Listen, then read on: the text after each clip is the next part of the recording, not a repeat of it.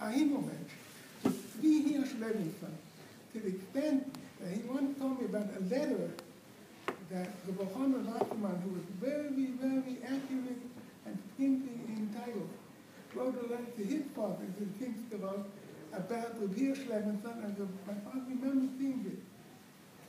The Bochana wrote, all our derech irenu, or Rav Hadoyme Lemalach Hashem, Yerushalayim. People, no one of the very leaders was very simple such a time. Rav Hadoyme Lemalach Hashem, who, the Bochana, and every word was measured and looked up. So the First World War, the Baha'im Yeshiva split in half. The Rav Chaim went to Snok, with one half of the yeshiva. The other half remained in Radin with my mother's grandfather, Moshe Londinsky.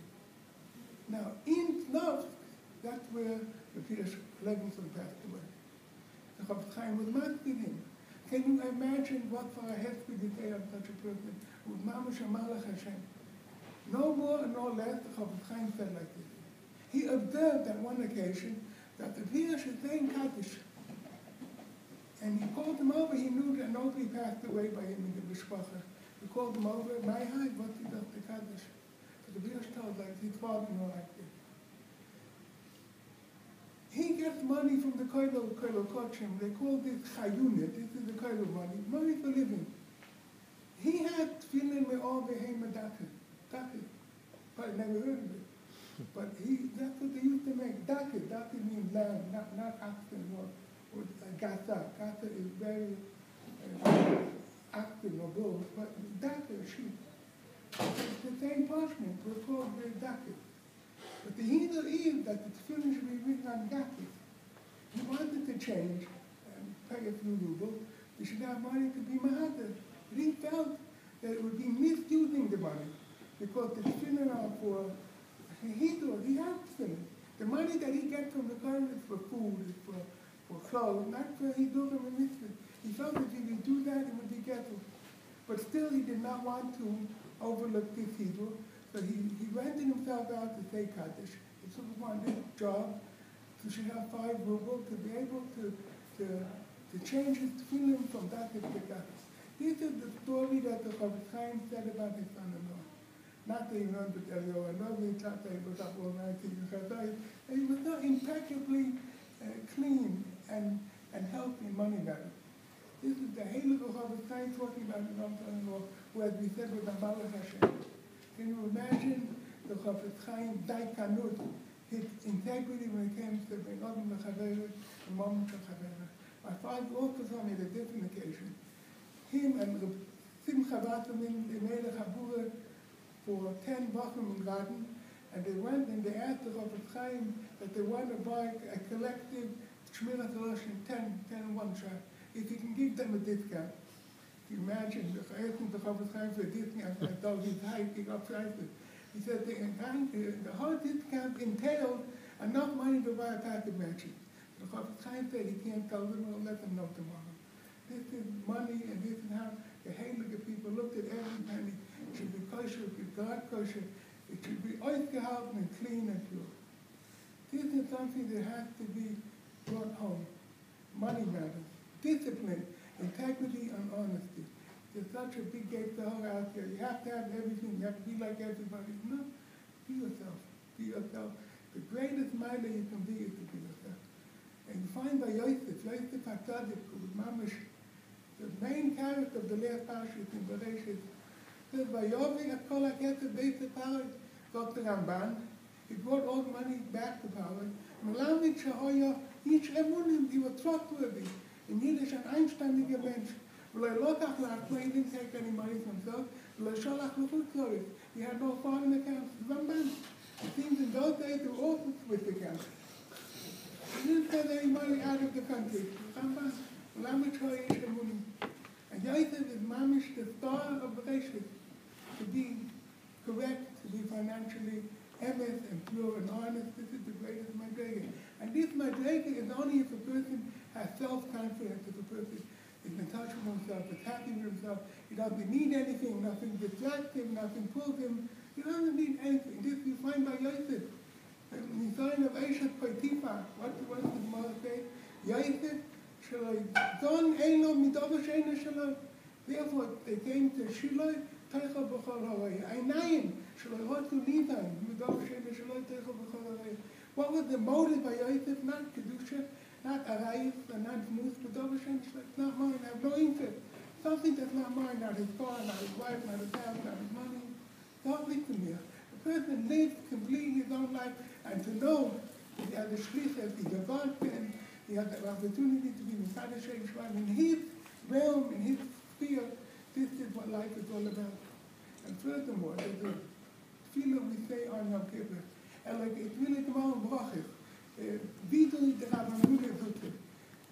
Elikai ad shaloi netzati eini kedai, matuk shai. Eini kedai, yeah kedai, nish kedai, matuk shai. Eini kedai means like this. Hashem is running the show at this. You have a show, every person has a part in the show. You can't go up to the bimat, the stage before your part comes. When your part is ready, everything is prepared, you come and you have your lines.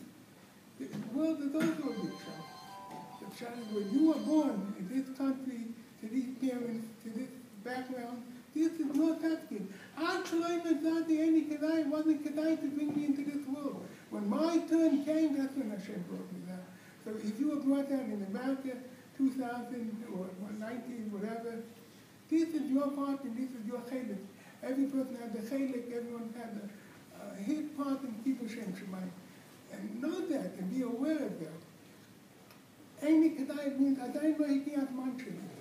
Structure here, everything about you, everything around you, is your chelik to show. This door of what we're living in, this the door with this kind of media, the communication, this kind of people are caught by surprise. In every war, at least you know the enemy, you know where the enemy is, you know when to be safe. All of a sudden, suddenly, instantly, without any preparation, basically in the enemy. So how do we prepare ourselves to be prepared? To know that you can meet anything or anybody, anything. To know all these things, you go out, have a kash on your head, have a board in Musa, be involved in Torah. At the Kop liegt in Lernen, like Rav Shah, he was walking in the street, he bumped into an electric post at the shul. I say, I get on the line, pardon me. That's the doing to be stoked and immersed in Torah. And the happiness of Torah, the love of Torah, the geschmack of Torah. Our Rosh Hashiva, Rav Walkin, I remember when we were learning in Tel, in the middle of a Shiur Klali, Bacha gave him a good kasha. He was so moved. He ran over to the Bacha and kissed him on the face. And Bacha kissed him. I remember once I was with my mom, Chaim Foyer, and we told him a Karazan with Kivega. He got so worked up about it. They started dancing, Bacha, the finish of Bacha, but I mean, learn Torah, to be full of Torah, so a million miles away from any Nitoyim, any Hebrew Nitoyim. Learn Torah with the geschmack, with passion, with fire, with warmth. The guys who come to learn Talmud in Lernen, Baruch Hashem, you came for that. Now that you're here, and you came to Yerushalayim, then I wish, who am I to tell you? A word even a person mentioned it here. Liegen and Lernen, this is the Trufah, this is the Refuah for everything. A man for Talmud Lernen, with Liegen and Lernen, is mamish above everybody, above and beyond the grip of the Yisrael. This is our true benefit in the end. Our door was fortunate. We have the planet, but we have the ability to be going with it.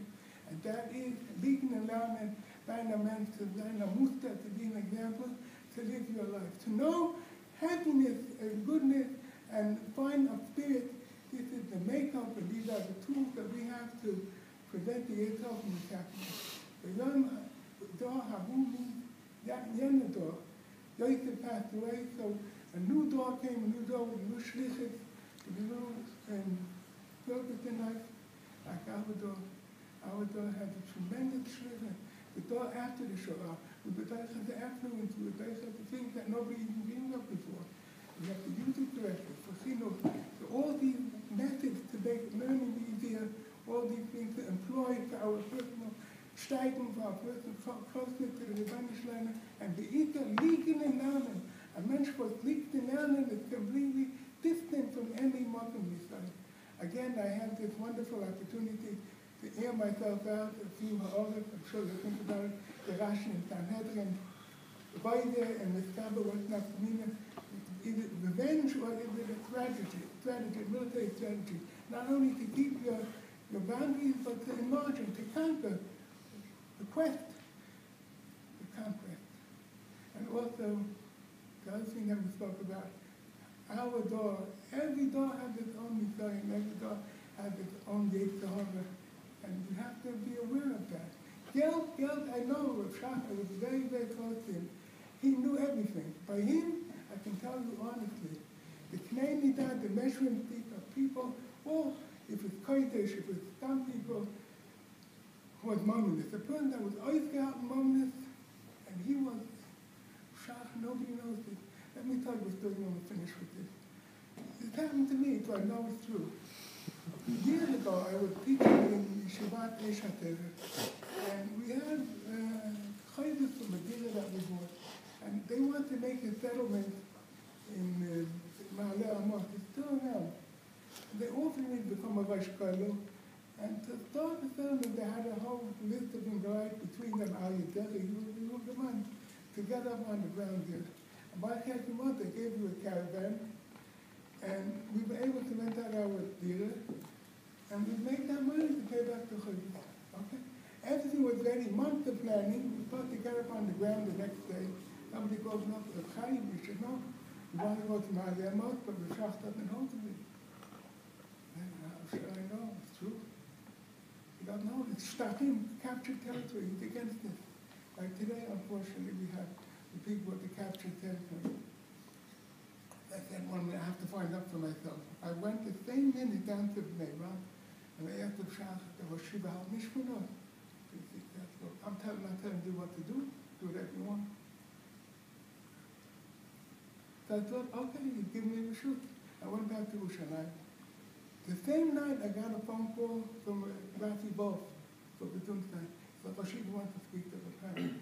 He got on the line with Shach and said, Chaim, you should know, I'm not telling you what to do, but I'm pressing against any settlement of the catching because of Leizer going not to tease and to aggravate the situation. I'm against it, but you can do what you want.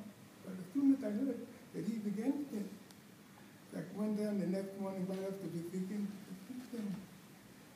I come in and I told him, look, Rashiva, how rich we are? He said, do what you want.